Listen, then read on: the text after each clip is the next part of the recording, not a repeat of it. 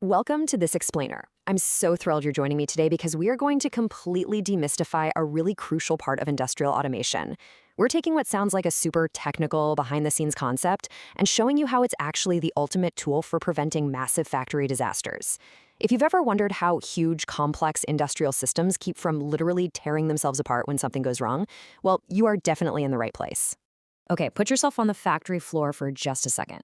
Imagine you're running a massive manufacturing facility. The noise is absolutely deafening, machines are flying at lightning speed, and suddenly, deep in the assembly line, a critical motor starts overheating. Or, say, a high-speed conveyor belt just jams and stops dead.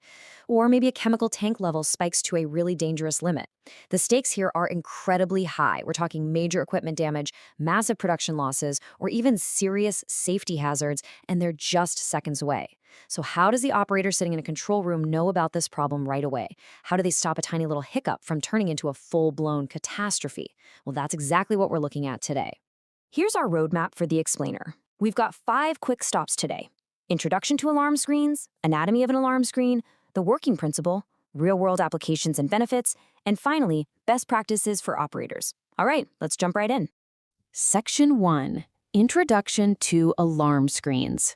Let's define the real hero of our story here. So let's dive into this. At their core, alarm screens are these dedicated displays, usually part of an HMI, which is short for human-machine interface, or they're tied into a broader SCADA control system. Their entire reason for existing is to notify operators the exact millisecond an abnormal condition happens in a machine or a process. Think of them as your critical first line of defense. They act like a translation layer between incredibly complex machinery and human operators. They're basically designed to wave their arms and shout, "Hey, look over here," when things go off the rails, which lets you identify and fix problems fast. Let's ground this with a super relatable example. Picture an automatic water pumping system. If the water level drops too low, the pump will start sucking in air, and that can completely destroy the pump's mechanics. But because the whole setup is automated, a programmable logic controller, or PLC for short, detects that low water condition instantly. It shoots a signal straight to the HMI and, bam, the alarm screen flashes low water level alarm. The operator sees this warning right away and can shut down the pump or open a valve long before any actual damage happens. It saves the equipment, saves money, and honestly, saves everyone a massive headache. Moving on to Section 2, Anatomy of an Alarm Screen. Now that we know what they do, let's look at what the operator is actually staring at. To keep things from becoming total chaos, the operator's interface is cleanly split into 2 main buckets. On the left side, we've got the core information. It's asking, what is the message? What's the exact time and date it went off? What's the priority? Are we talking a minor warning or a critical failure? What specific piece of equipment is failing, and what's its current status? But listen, just having the info isn't enough. The operator has to actually do something about it. So right alongside that data are the interactive tools. You've got the acknowledge button, which basically tells the system, got it, I see the problem and I'm on it. You have a reset button for when the fault is totally cleared, and you've got handy tools like alarm history and filters so you can dig into past issues. It perfectly organizes all that vital data and gives you the exact tools you need to manage the crisis. All right, Section 3, the working principle. We know the anatomy, so let's peek under the hood and see the mechanics of how an alert actually works. Let's walk step by step through a signal's journey. It all starts out in the real world. Step 1, sensors on the physical machine detect something weird, maybe a sudden temperature spike. Step 2, that sensor data travels to the PLC, which is basically the brain of the operation.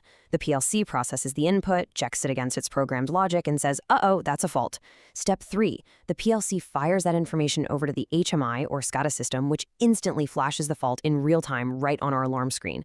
Step 4, the human element kicks in. The operator sees the screen, hits acknowledge, and takes ownership of the problem. And finally, Step 5, the maintenance team goes out, fixes the physical fault, and the alarm is cleared and reset on the screen. It is this beautiful, seamless, closed-loop system of detection, notification, action, and resolution. Section 4, real-world applications and benefits. Let's zoom out a bit and look at where these systems are actually deployed out there in the real world. The sheer versatility of these screens is just wild, and they are absolutely fundamental to modern industry. You're going to find them ensuring product quality in massive manufacturing plants and pharmaceutical labs. They're out there keeping operations safe and clean in food and beverage packaging and water treatment facilities. They keep the lights on in power plants, and they're even powering the future in smart agriculture, solar grids, and complex building automation systems. Basically, wherever there's a process that needs monitoring to keep things safe and help folks make smart decisions, you better believe an alarm screen is right there doing the heavy lifting. Let's look at a concrete example to really show the stakes here. Imagine a conveyor jam in a crazy fast bottling plant. If you do not have an alarm screen, that conveyor motor is going to overload and just stop. Now, your maintenance crew has to walk the entire length of the line, physically hunting for the jam. It is a long, tedious fault-finding process that leads to massive downtime and huge production losses. But what if you do have an alarm screen?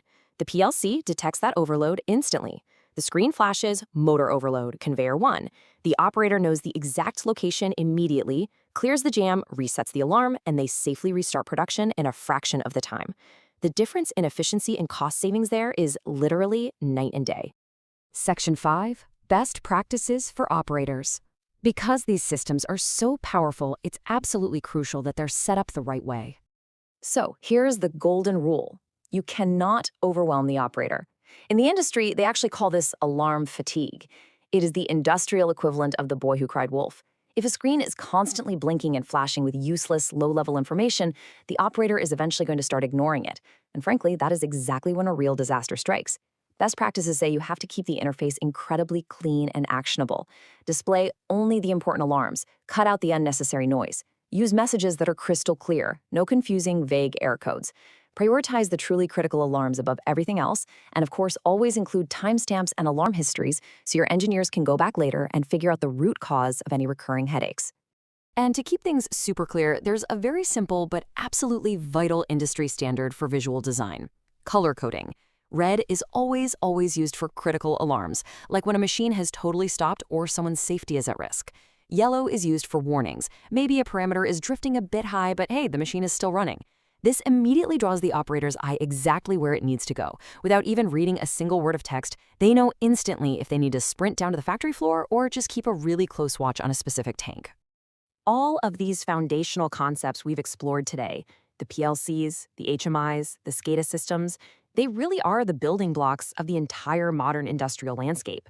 As highlighted in our source material from Devi Automation Solutions, these technologies don't just exist in a vacuum. They're the gateway to Industry 4.0. By mastering how we handle alarms and system data today, we're basically paving the runway for even smarter, much more resilient systems tomorrow.